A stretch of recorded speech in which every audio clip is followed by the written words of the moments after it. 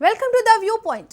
AP ప్రభుత్వం కీలక నిర్ణయం తీసుకుంది. రాజధాని అమరావతి ప్రాంతంలో పేదలకు తీపి కబురు చెప్పింది.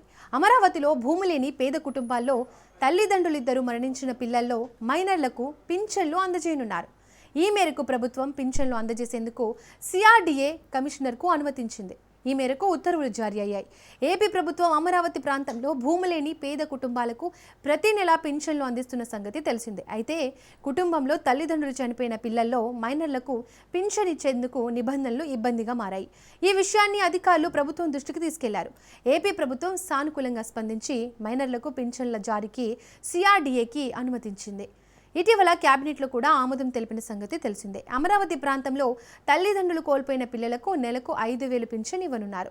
అమరావతిలో భూమి లేని పేదలకు పింఛన్ల పునరుద్ధరణపై త్రిసభ్య కమిటీ ఏర్పాటు చేశారు. మొత్తం 4,929 మందికి నెలకు 5,000 చొప్పున పింఛన్లు ఇవ్వాలని నిర్ణయం తీసుకున్న సంగతి తెలిసిందే.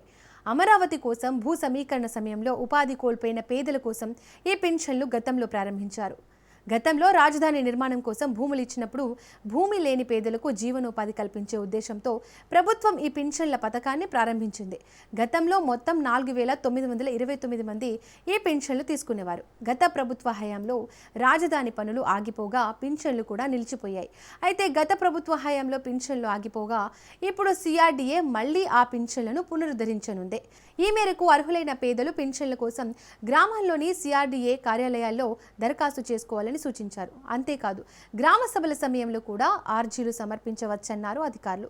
భూమి లేని పేదలందరికీ న్యాయం చేస్తామని సిఆర్డీఏ అధికారులు తెలిపారు. త్వరలోనే మైనర్లకు పింఛన్లు అందించేందుకు దరఖాస్తుల్ని ఆహ్వానించనున్నారు. పూర్తి స్థాయిలో మార్గదర్శకాలను విడుదల చేసే అవకాశం ఉంది అంటున్నారు.